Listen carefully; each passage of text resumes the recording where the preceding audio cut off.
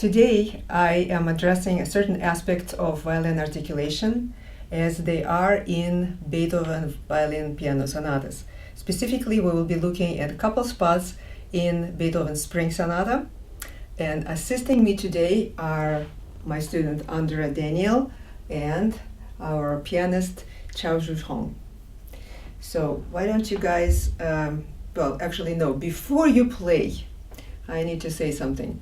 We need to always remember that Beethoven was primarily a pianist, and his writing for violin and piano always comes from his instrument of piano.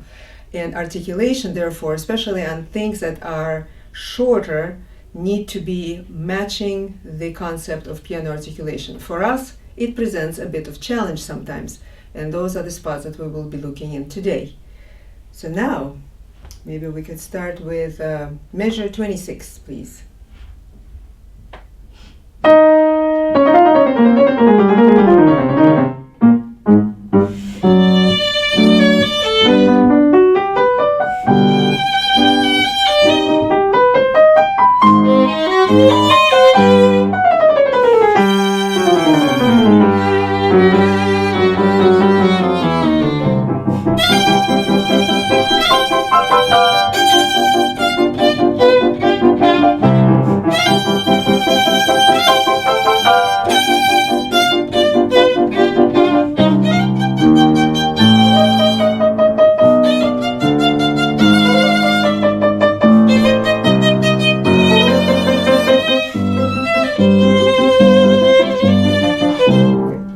Here right now, and let's look at this couple things.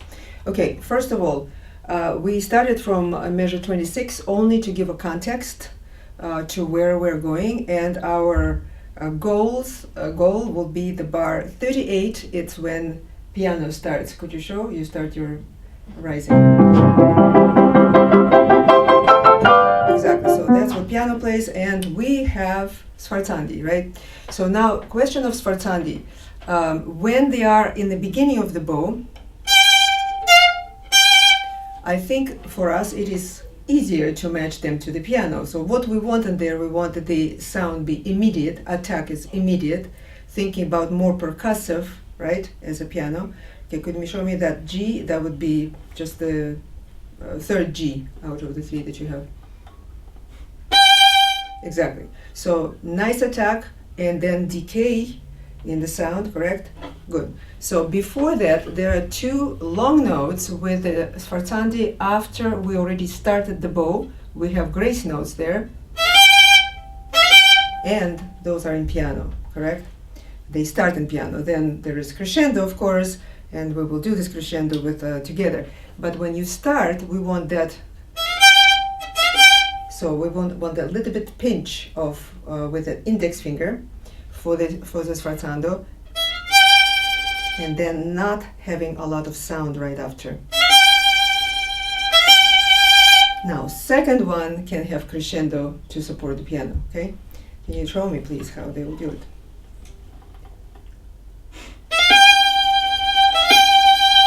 Yes, now that's better. So make sure that you don't, vibrato is good, that you add live vibrato after that, right? But don't bang with the fingers so much because articulation is only in the right hand. Okay, so to try it one more time, you can do this.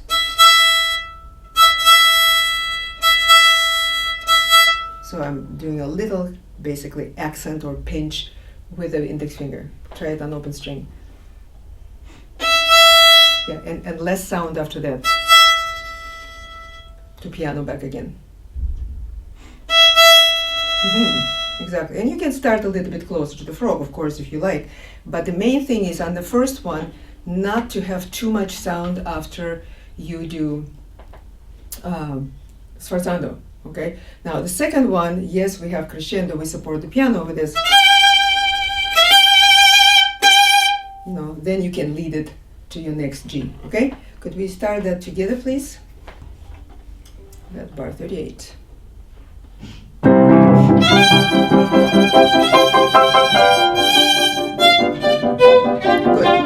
Okay, so that is, and then it will repeat again, right? And in this case, with the phrase, we do diminuendo, right? And then we start it again, so twice it repeats pretty much the same way. Now we're looking at the subsequent notes. Those are quarter notes after the last sforzando. So those quarter notes have dots, and we know that that of course means a certain character. In this case it's shorter, and we play them basically in, what do you think? How do you call this bowing? It's almost a martelé. Yeah, I would agree with you. It's basically a form of martelé. It's light martelé, since we have piano there, but okay. So now in my practice I prefer to hook the last note also on a bow, because you're then prepared to be in a nice place in the bow. Okay, could you show me that bar please, when you have descending quarter notes?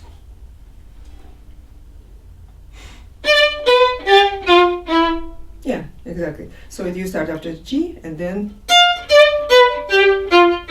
write all of them with nice ring at the end of each note, because the ring is done by release, which of course is part of martelé. Exactly. I would also call it a kind of martelé, because when we think of martelé, otherwise we sometimes think about something really basic, and here it's not a basic sound. Okay, so now we have our articulation on descending quarter notes. Now, right after this, you are going into, so you go into 8 notes that are also in what dynamic? Piano. In piano. So show me how you will do this. Maybe you can play it together. That bar 46. Yeah,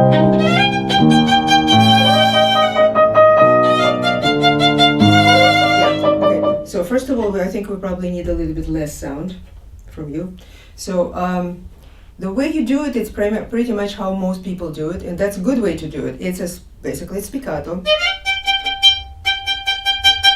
Right? So we want little bow, part of the bow very close to your hand where you can control it, not too low, so that's not too heavy, but very little bow. I think you're using a little bit too much bow, and it becomes louder, of course. So, and then you do tiny, tiny rise as your phrasing goes to the long note. Okay? Try it alone, please. Yeah, that's better. That's better. I can show you one other thing that I used to do. Perhaps it will be helpful. So you could start and do it in that way. You know, I myself just did it, and then I was reminded the other day. I looked at my own recording. I recall, oh, that was kind of nice, and it was very easy to make that piano. Want to try it?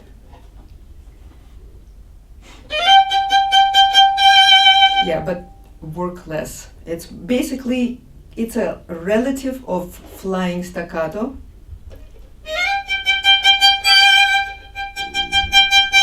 So you start really light. You use a bow's ability to jump a little bit. It might not work for you, we'll just see. Or it might.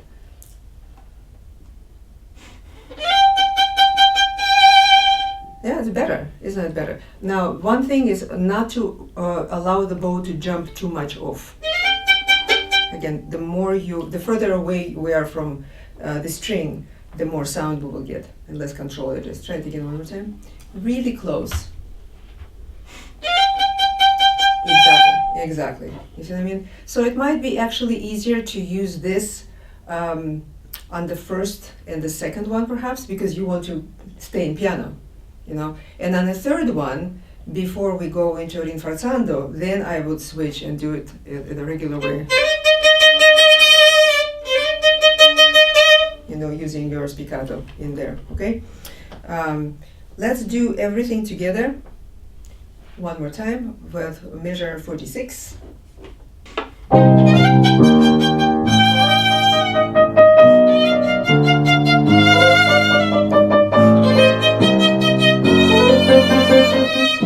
Okay, let's do it one more time. So, Andrei, one thing is when you're trying this bowing, don't over tilt the bow. It's not a good idea. We want it to be more buoyant. Okay, so the buoyancy is when we are using a little more flat hair, so the hand not going there, but actually staying more in our neutral position, okay?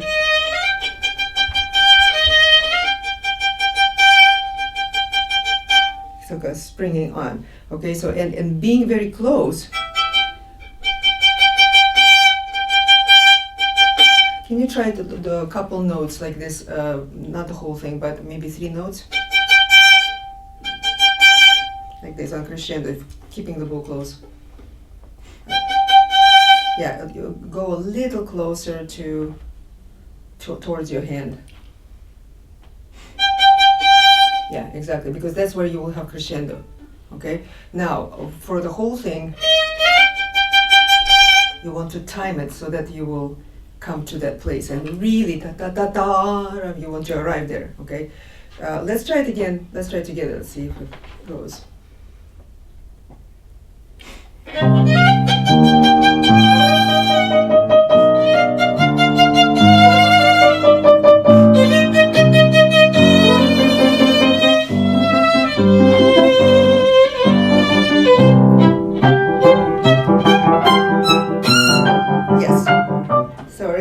About this, we will stop here right now, and yeah, that was better. So again, you can practice that, and then we will see our eventual variant, what it will be. But I think it will work for you. Now, where we just stopped, it's another articulation moment, and that's when in the violin part we have 8 notes with the dots. Then the piano, when the piano answers, will actually have quarter notes with the dots. So here it's more kind of a maybe conversation moment when violin asks one way and piano answers a little bit in a different way. But again, the principle of articulation is still drier as it is in the piano. So for that reason, yes, I like the part of the bow in which you're using this. So here, I know some people even that play by the tip. I do believe that what you're using is much better. So you're using it. We first start with major, then go to minor. So you are in spiccato. Basically, it's a very slow articulated spiccato, correct? We start on the string, we end off the string on each stroke. Let's do this, please. Do you want to maybe do 2 bars before, so you're in 52 on piano?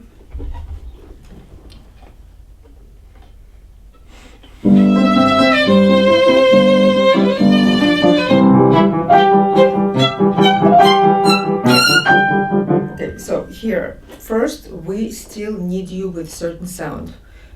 Piano needs to be as light as possible here because of just the nature of the big instrument versus small instrument, but you need to be more present. I would be closer to your hand slightly. You're too much in here. Is your bow really heavy? Is that why you're constantly going to the middle?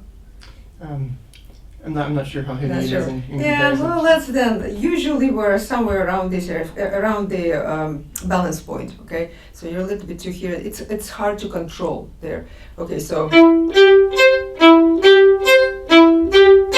you show me how you do this? Okay, good.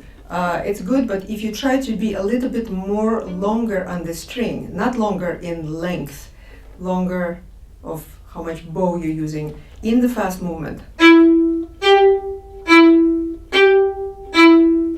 You see, I'm covering about what that would be, 3 inches, 4 inches.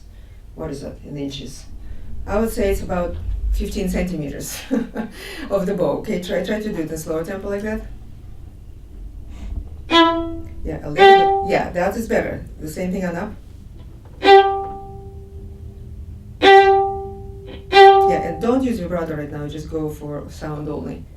Yes, and correct. That was very nice sound and very nice length. It's a little slower tempo as well, right? Closer to the string, as close as you can. Yeah, you're a little bit too far. You're coming from the string a little too far. So when we're talking close, I'm speaking about that kind of closeness. Okay? So this is a bit too far because you have to go back again. You can practice it pretty much being on the string. Like almost there, okay? Try it again. It's a hard bowing. It really is.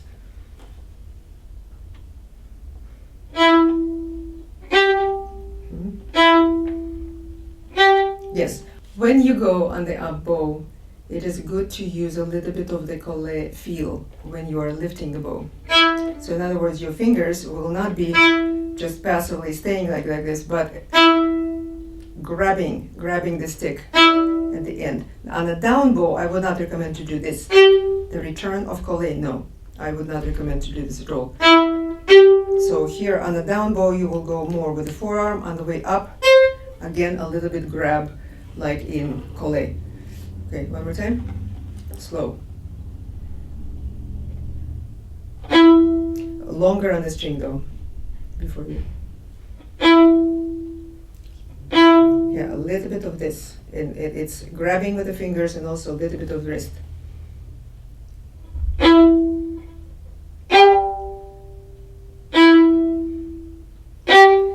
You're doing just the fingers without participation of the wrist at the wrist point. So what we're looking for really is the more human movement of the wrist. It's a little bit like flicking movement here, okay? And then at the end of that, that's when fingers hold the bow. Can you try to do it like this rather than thinking that you just need to flex the fingers? Exactly. Yeah, and that's a very nice sound. Correct. Do you hear the difference in the sound? I'm not sure if it is very obvious to the viewers to see the difference in the movement because it is actually hard to see, but the best thing is really sound, because sound does change and become freer. Yeah, so that's the principle that we wanted here. All right, so that pretty much covers the, I think, main issues of articulation for us in here. When you have repeat pum, pum, pum, pum, pum, pum, in the upper octave, I think there it's in forte, correct? We're in forte. So we don't need that flying staccato type of stroke at all. So we will just stay there with a regular spiccato. Another thing is, it's not exactly matching articulation, but it's a little suggestion or a variant that one can use in the figuration in bar 98.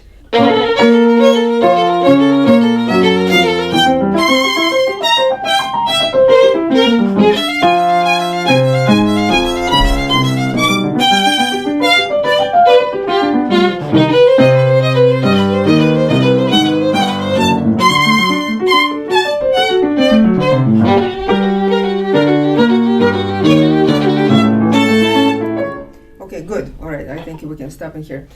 All right, so that spot, we have a combination of the bowing that you have when you are in concert with the piano, and also you're descending, what she playing, tam, pam, pam, pam, only, anyway, we're not going to be discussing this because we already did. The articulation is the same on the descending quarter notes. Now in here, you're doing it like most people do it, and I think it's really good. So you're doing, so we have a dot there on the first of the triplet. And of course, in the fast tempo, we cannot stop the bow, for instance. It's understandable. The one challenge comes at the end of the bar, at the end of the whole, that line, when you go into bar 100, which is, and then you have, so you have two options. You're using option to do it also on up bow, and it sounds a bit like that. So you're basically connecting, you know, that. We don't want that, because this is not how the pianist will play it if they were to play it. And even for us, it's just, it's not in the phrase at all. So if you want to do these bowings, so you actually need to bite the beginning of G and slightly stop at the beginning, at the end of the B flat. Can you show me just the last two beats of the bar before? Slower. Exactly. So if you do this kind of articulation, that is fine. Now there is another possibility, actually two more possibilities here, using your bowings and then playing it on down bow and then retaking. So So that probably won't work for you very well because you are already playing in the upper part of the bow. So it does work if one stays more in the middle, again, a little bit above the middle, maybe, but still here. Because then the retake is not as long. Your retake would have been that. Probably not very comfortable for you.